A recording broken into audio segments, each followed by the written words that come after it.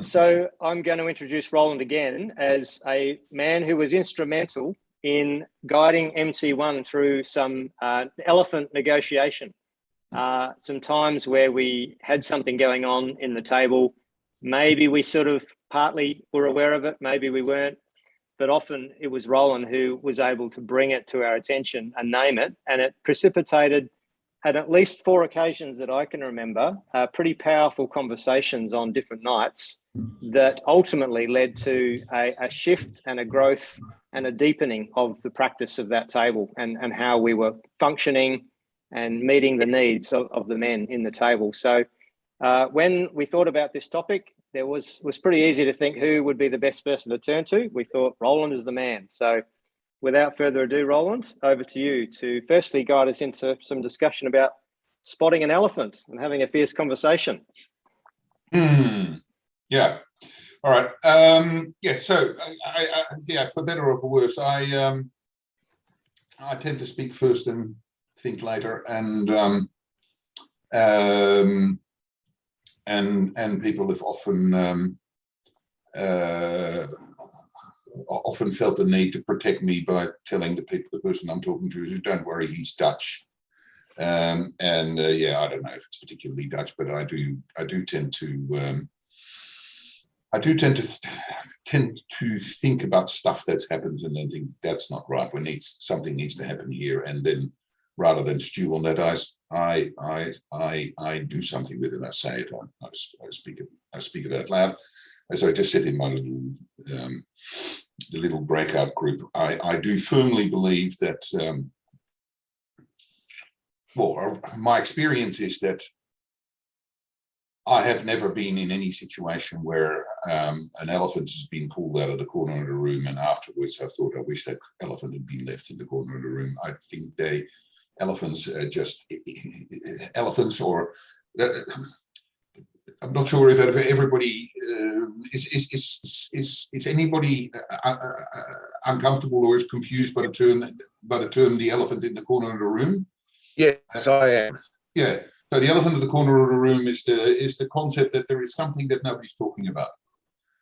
Everybody's kind of aware of a topic, a question, a frustration, an annoyance, and we don't know. Well, we kind of don't know that everybody's aware of it because nobody's speaking about it.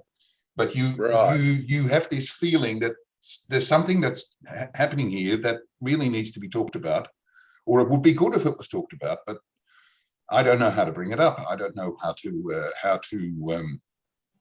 start talking about it. I wish somebody else had talked about it.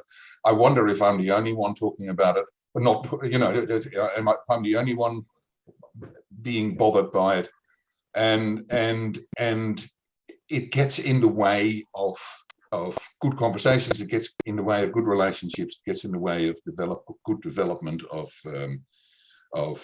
dynamics, and it's referred to as the elephant in the corner of the room because it's this big, black, ugly, grey thing that's sitting in the corner of the room, and everybody's going, we don't want to deal with that because it's so bloody big, right?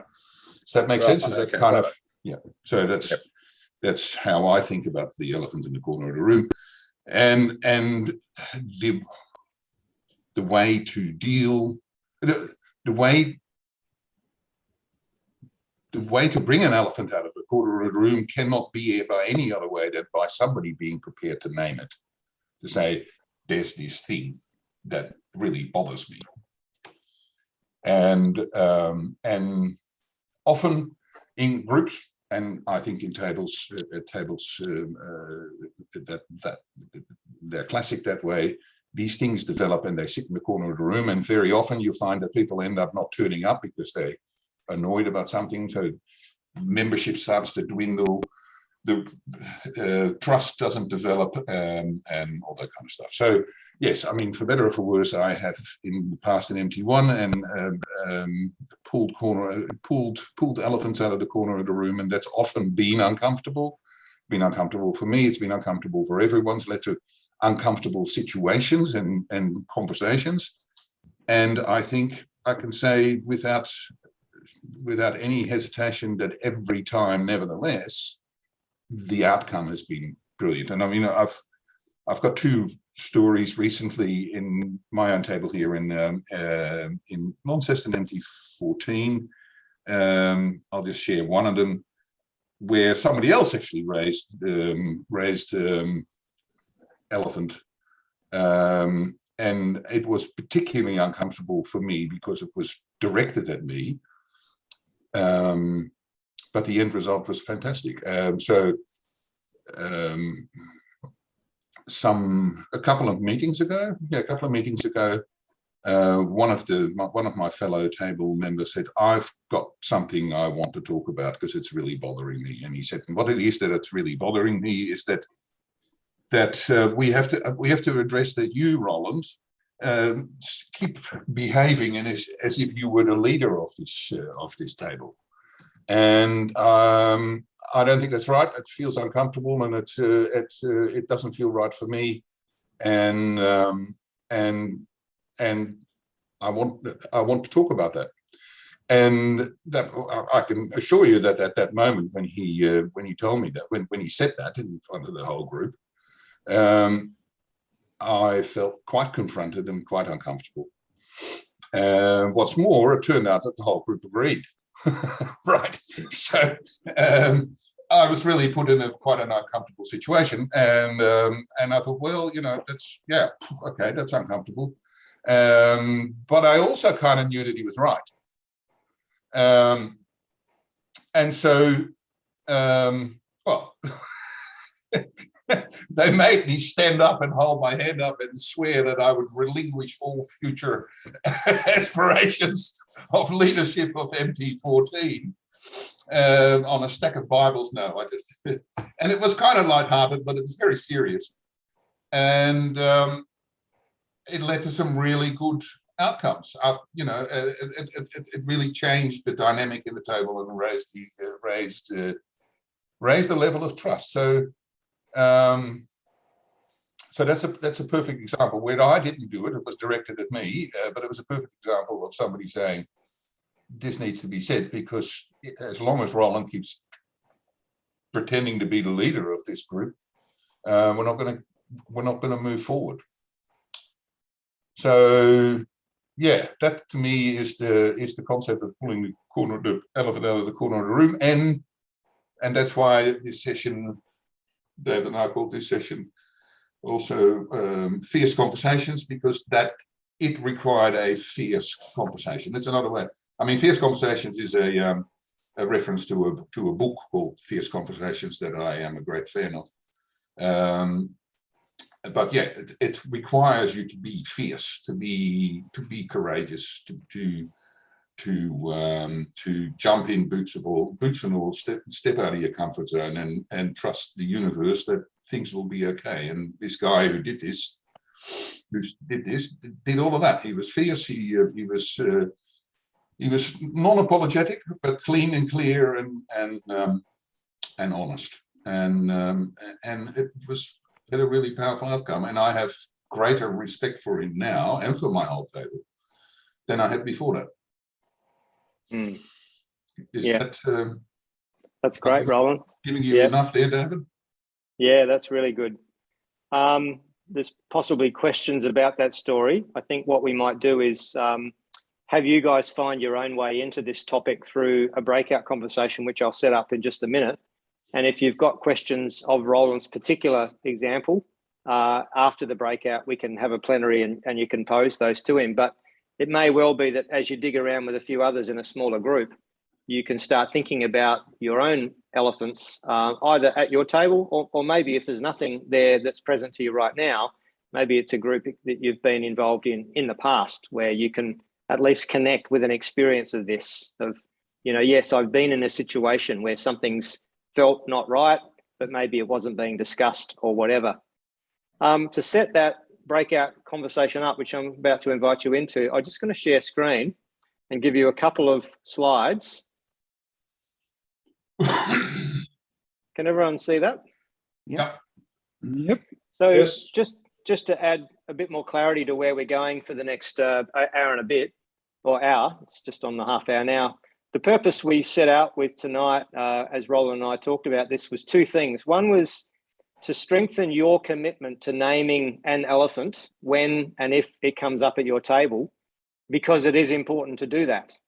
And, you know, the downside of not doing it is, as Roland said, you know, it leaks energy, engagement, people leave, you know, etc. So we wanted to try and strengthen your commitment to this work of naming elephants if they are there. And secondly, we hope to give you more confidence, particularly, maybe less so skill, because we're not going to do skill practice, but we're going to give you a chance to think about how you would have such a conversation, particularly confidence to have a go at a fierce conversation. In other words, naming something that no one else is naming. And the point that we'll make there in the second part is it's not as hard as you think. So we'll get to that as well. Well, there's Roland, MT14.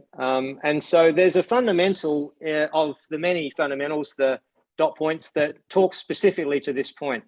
And it says, if something about the table is not working for you, raise it at the table.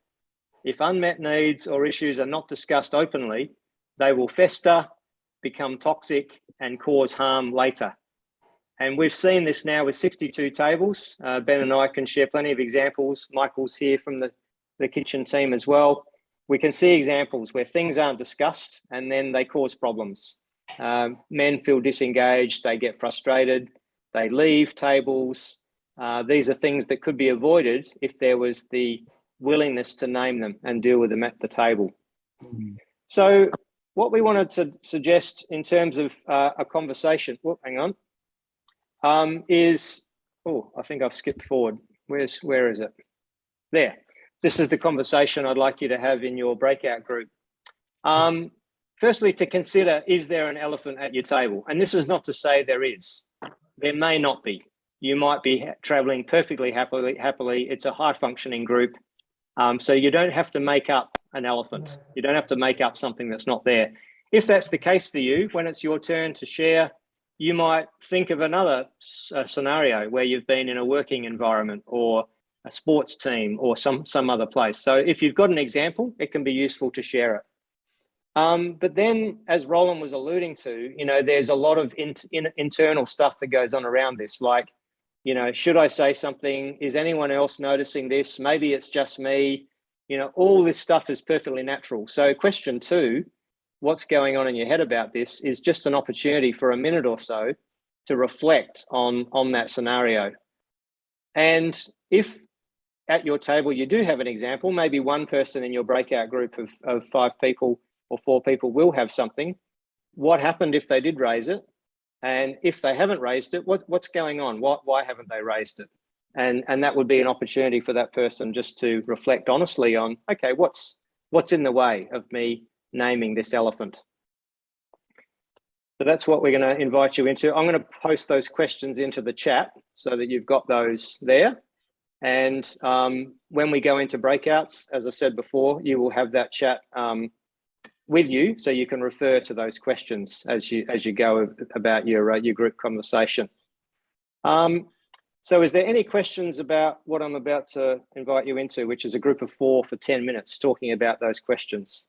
Anything you'd like to clarify that you're being invited into here? There's the questions there in the chat.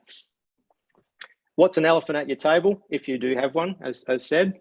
What's going on in your head about this, and have you named it? If yes, what happened? If not, why not?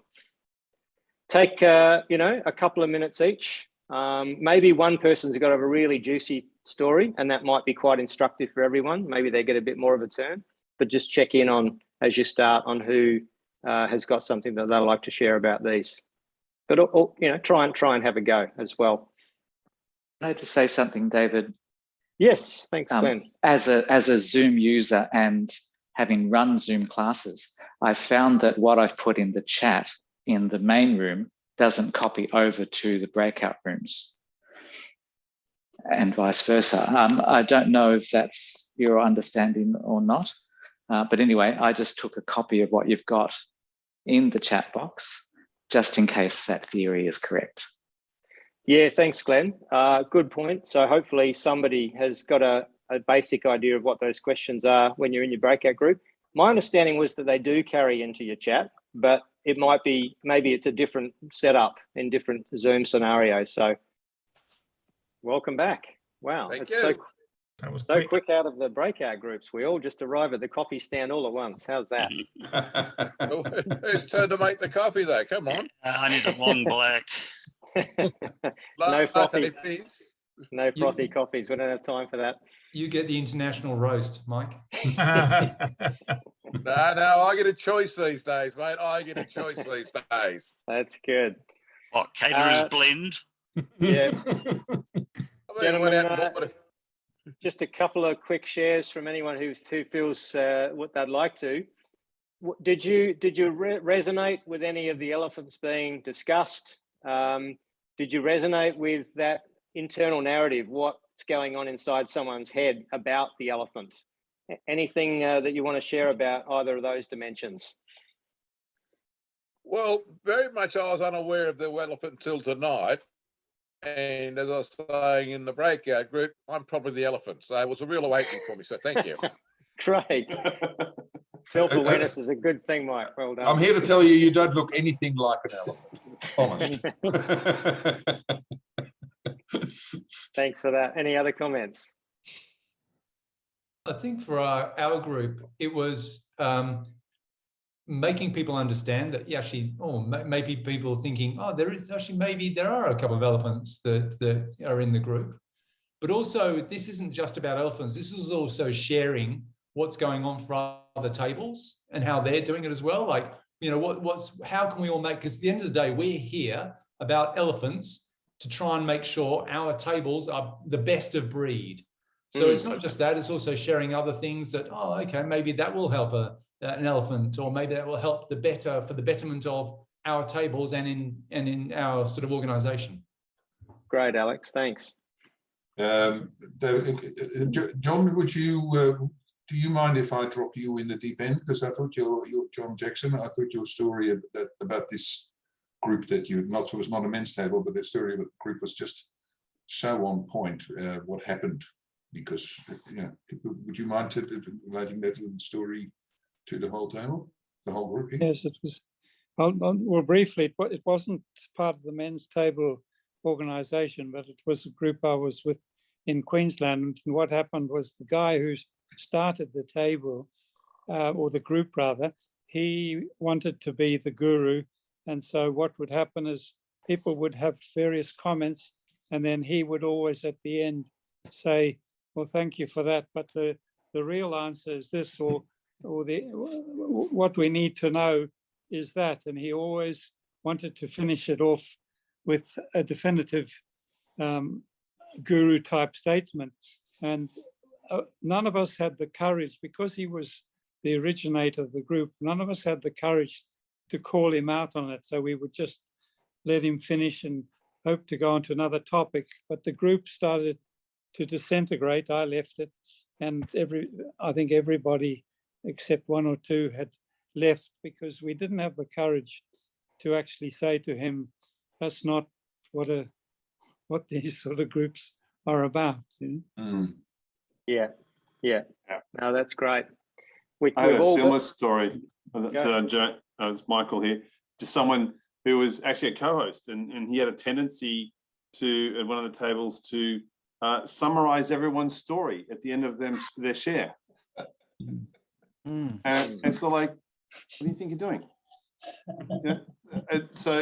And no one had the courage until the last session to call out and say, actually, I don't really need you to summarize what I just said. Thank you very much. It's just listen would be sufficient.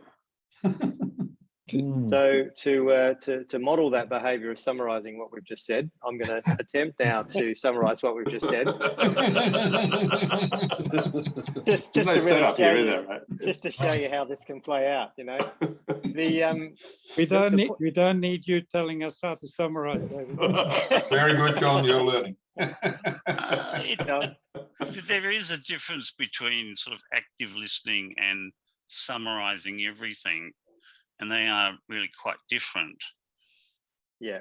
And I think active listening, where you might just make a very short comment, which just simply shows that you're, in your own words, saying that you understand what that person is saying to you. Yeah. But it's not a summary. Sure. Yeah. It's active listening. And a compassionate gesture of empathy or whatever. Yeah. David, if I could jump in and perhaps I'll throw in another elephant in the room, but during the Zoom meetings and the lockdown, I'm sorry, the gentleman who was just speaking was talking about that word active listening, and I've just interrupted, but that you know, the word active, it is an active thing. You have to, and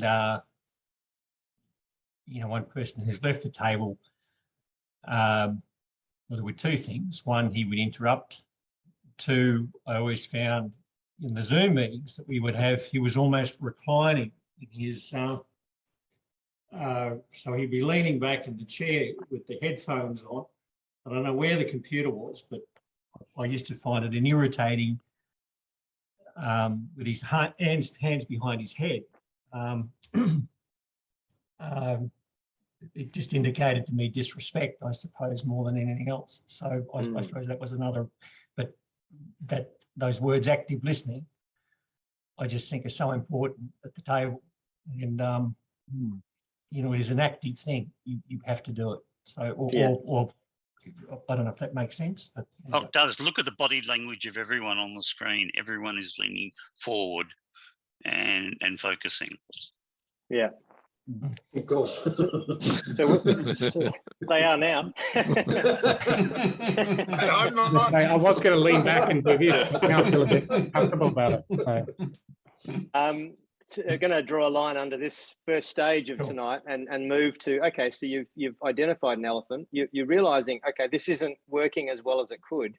And maybe there's some internal narrative, which is, well, to Roland's point at the beginning, someone's going to have to do something. You know, this has to be named, otherwise it's not going to go away. So we're going to turn our attention to that. And before I hand over to Roland, just to share a bit of how do we have this fierce conversation, I just want to highlight this other fundamental, which sets up this how do we have it. Another of the guidelines is quoted here. If you raise something that is not working for you, take responsibility for your own feelings and avoid blaming others. So I think one thing we want to be really clear about here is this isn't about sharpening the knife and sticking it into someone. This is about naming behavior or actions or a pattern, but it's particularly your experience of that. So I'm going to ask Roland to set up a bit of, you know, what's been your practice, Roland? What do you observe about this approach to having a fierce conversation? And then we'll do another short breakout where we can maybe just try this out, practice it a little with each other. Yeah, cool. All right. I'll try and be coherent. There's actually something that came up in my breakout there, Sten, about tact, that we have to be tactful and all that sort of stuff. And of course, being tactful is better than not being tactful. I believe, obviously, and I am spectacularly bad at being tactful. No one's ever accused me of being tactful, but I try and fail. But so it's a good idea to try and be tactful and to try and be.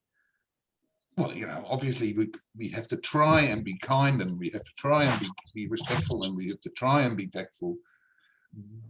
But what is not a good idea is is to let our fear of not being tactful enough, or not being kind enough, or not being respectful enough get in the way of having the conversation anyway. I mean, if you can't be tactful, have the conversation anyway. It's in whatever way you can make the conversation work and ask for forgiveness afterwards, kind of stuff, right? Preface the conversation by saying I don't mean to hurt, to be upsetting or whatever, but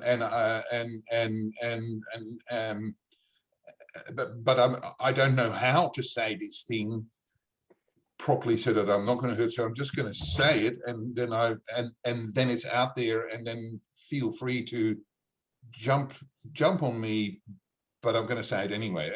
And it is scary. And sometimes it's also the other story I've got is also what I've done a few times when I've been unsure of how to raise something, is to actually write a letter. You know, we have each other's details, so you know, a group email kind of stuff, or actually write it down before the meeting and bring it with you and read it out, so that you can think about it more. But I mean, I've recently at my table here, we have a situation where, you know, where a number of guys are really highly irregular, and there's 6 of the 10 who are nearly always there and fully in there, and there's a number who just turn up every now and then when they've got nothing better to do, and it was starting to really bother me. And of course, the problem is that you can't talk about that because they're not there, or you don't know when they're going to be there. Or what's worse, in a way, is if one of those irregulars does turn up, and then you have the conversation, and that irregular person feels incredibly singled out, where it's a problem that exists in a larger group. So I thought, well, bugger it. It actually happened after I had a conversation about the first conversation with David about setting up this webinar. I thought, oh, bugger it, I'm going to just write something. So I wrote a big email to the whole group, and again, then that actually led to a couple of people turning up at my table, and one of them turning up being really angry with me for writing that. But in the end, at the end of the evening, we all had a group hug, as it were, because it was really powerful. It was very uncomfortable, and like I said, this guy is angry with me. He said, if you can't do that face to face or whatever, anyway, it's a big thing, whatever. And so it led to some heated discussions, but it led to some really good outcomes. 2 of those 4 that were irregular have said, look, you're right, I'm going to bow out, so don't count on me anymore.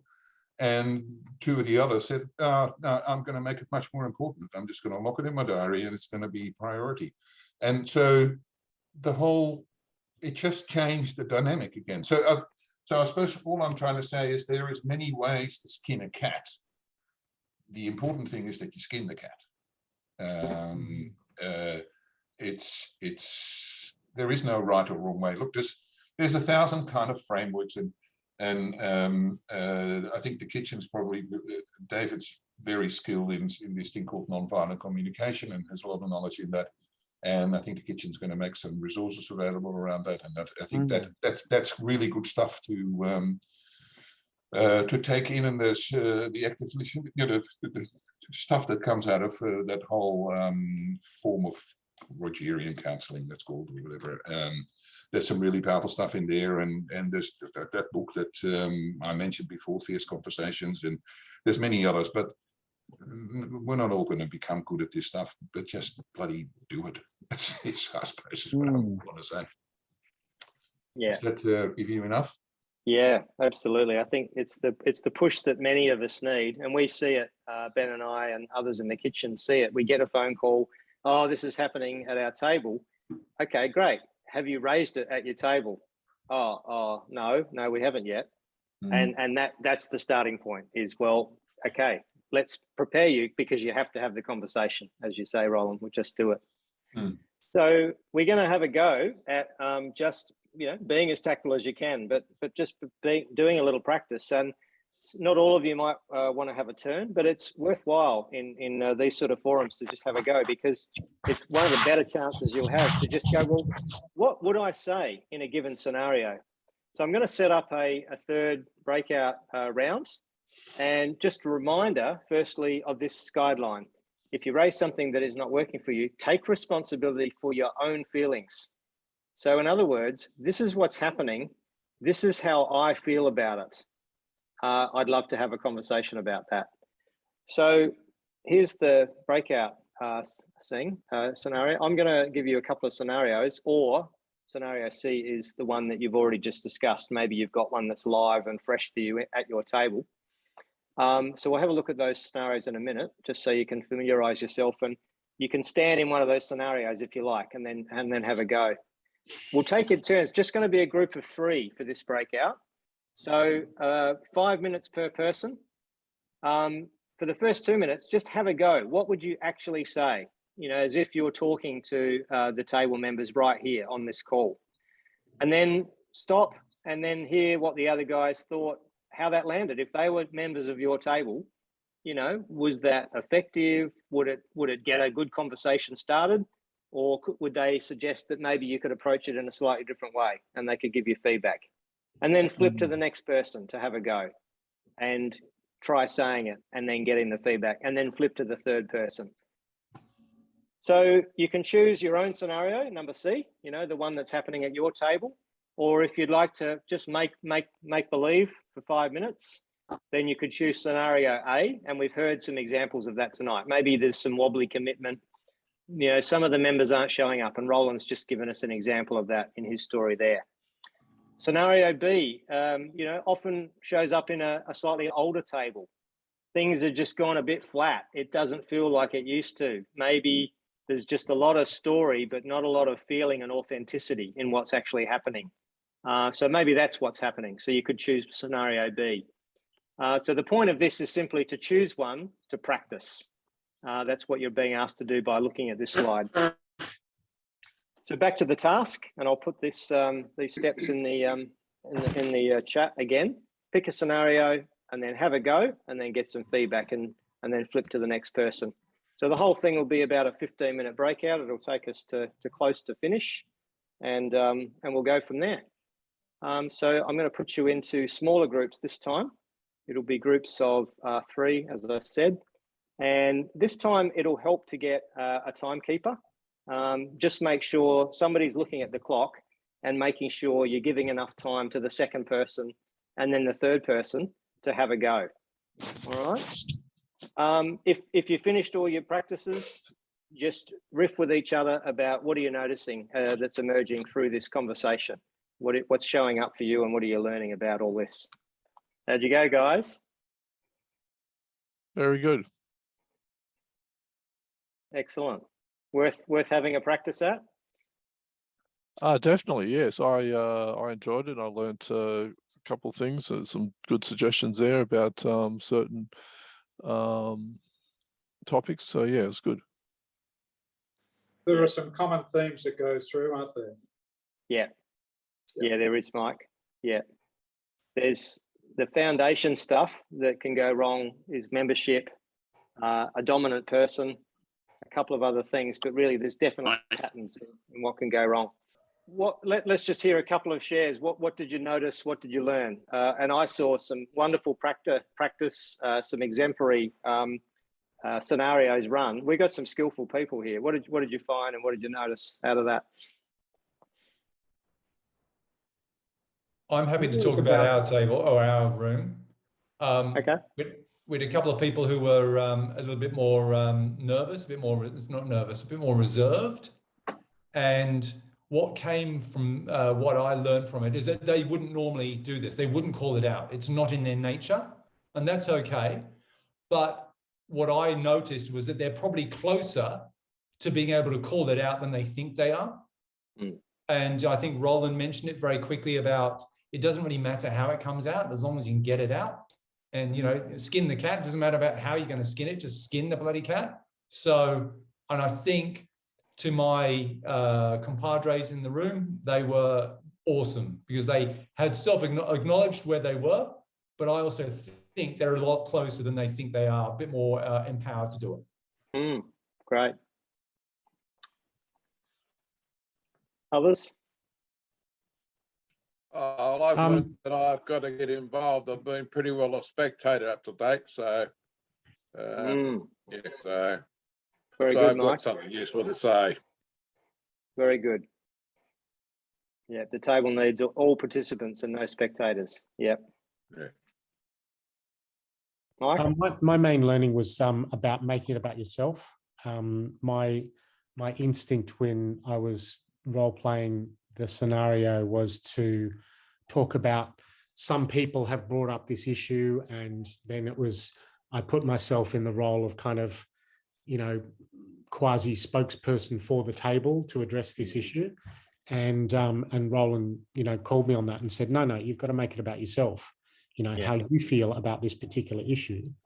Because at the end of the day, my feelings aren't wrong. They're how I feel and all the rest of it, rather than, going, this is what we're all feeling, or this is what some of us are feeling, and you should or shouldn't do this thing, which, was a bit sort of headmastery or whatever. But making it personal, I think, was key, which interestingly was against my my instinct in that situation. Can I jump in on that for a moment? Because I think there was a really useful thing in that. And Mungo was in the room with me, and I think what we have a tendency to do, or we're tempted to do, is, well, because it is a scary thing to do, right? And it's by definition a scary thing to do, to call out something that you're uncomfortable with, because it makes you more vulnerable, and you have to, jump in the deep end and do this thing, and it may well be that you get shat on from a great height. That's possible, or at least that's the fear we have. Turns out that it's often that's not what ends up happening, but it's the fear we have. And so the temptation is to soften the blow, and to soften a blow, and we think we soften the blow in a way, or to strengthen our own position, to make it to reinforce ourselves. And so what we say is, well, a number of us have noticed this thing, right? And by doing that, you suddenly turn yourself into spokesperson for a bunch of people, and you haven't been nominated to be the spokesperson for that bunch of people, and you don't even know if this bunch of people actually have the same feeling about this as you have. They may have also noticed the same thing, but their feelings are not your feelings. Their feelings are their feelings, and they may be entirely different than your feelings, may also be uncomfortable feelings or whatever, but they're not your feelings. And so the key is to just make yourself naked, to say, I am uncomfortable with this thing. I feel unhappy. I feel hurt. I feel, and not a bunch of us have noticed, or a bunch of us things, or there's more of us in the room. Yeah. Don't call on help from the others. Just make it about you, and make it about that you're feeling uncomfortable, or you're feeling unhappy, or you're feeling disappointed, because, like Mungo just said, your feelings cannot be wrong. People can choose to ignore those feelings, or to say, well, that's your shit, nothing to do with me. I can't help it that you're feeling unhappy about that, and that's their right. You can't make people do anything, but you can share with them, say, I'm feeling uncomfortable with this thing you do, and it gets in the way of me getting to know you better and getting to trust you better and wanting to grow all together at this table with you together. And that is real. No one can ever argue with that. Yeah. Thanks, Roland. Yeah, it does. Yeah. Robert? Andre in our group, I wish we'd recorded it, because he just did it so perfectly, because he started off by talking about how important the table was to him, and how he'd shared some really private things and had the confidence to do that because of the way his table was.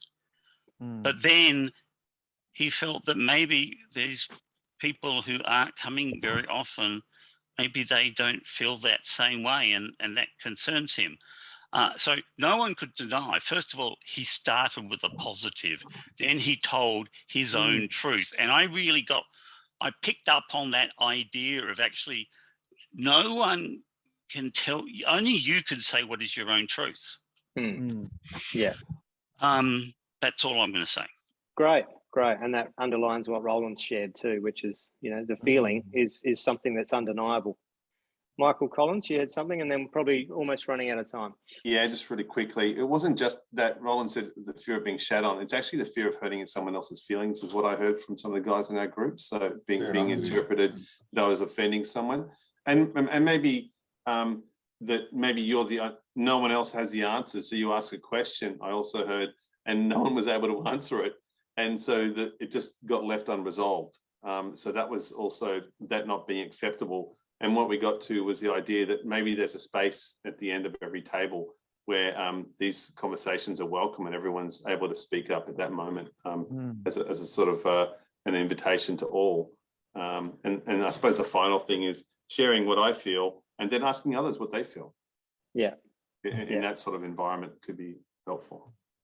Yeah, John McWhorter in our group described it as a connection request at the end. You know, the connection request is through the question. How does that land for you guys? Or what do you guys think of all that now that I've said that? It's an opportunity for them to connect into the same theme or the topic and explore their own experience of that. Yeah.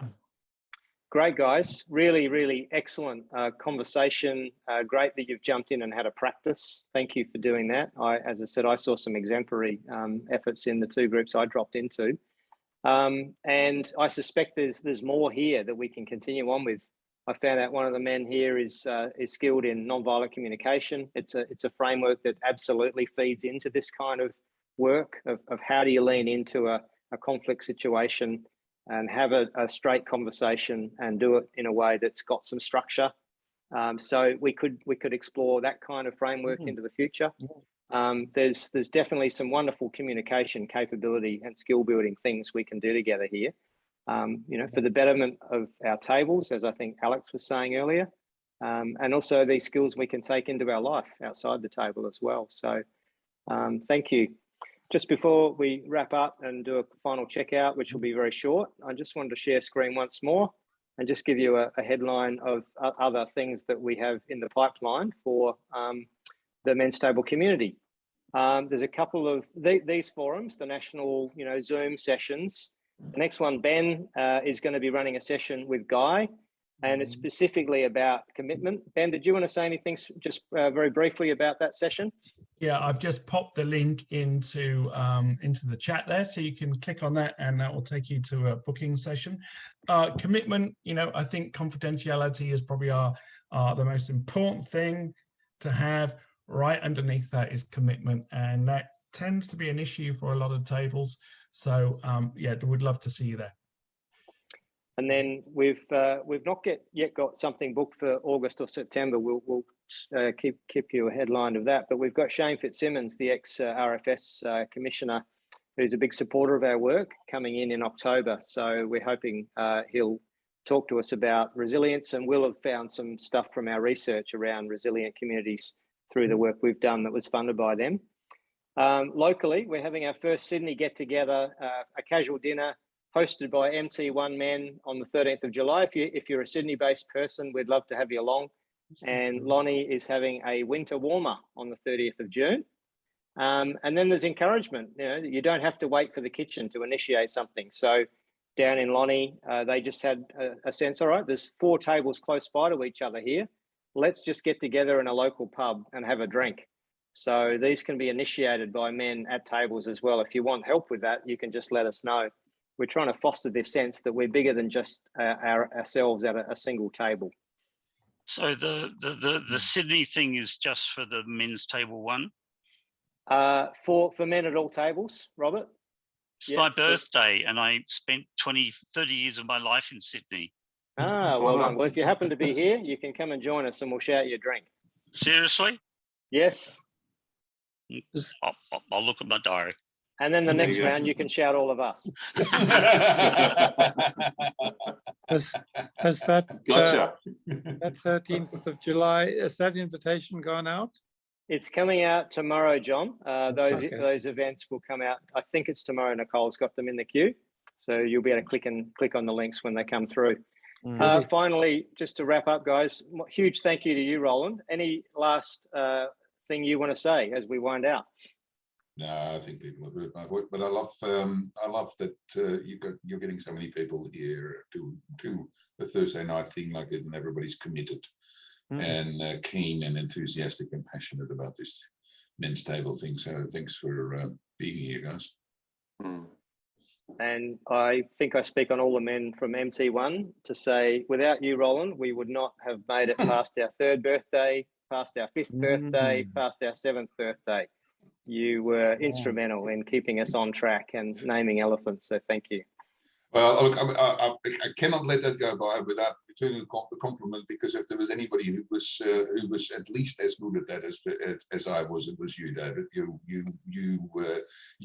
pulled some pretty big elephants out of the corner of the room yourself. So yeah.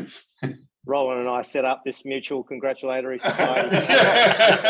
In a room, right? No, it's the ethos of the table. Yeah, absolutely. All right, gents, to check out, I'm going to send you into a breakout room of 2 where you get to spend at least 1 minute with one other man just going, okay, what was the takeout for me on that? Whenever that conversation is over, you can just exit and say farewell, and we won't come back here again. But sometimes it can be super helpful just to go, okay, I spent an hour and a half talking about stuff. What's there for me to do now? Or what was the main takeout? So it's an invitation just to stick around for a minute each at least, and then by agreement, you can just click on your exit buttons and clear out. And thank you for being here. It's been a real pleasure. And we look forward to seeing you at one of these events in the future. Excellent. Thank you. Thank you, David. Brian. Thank you.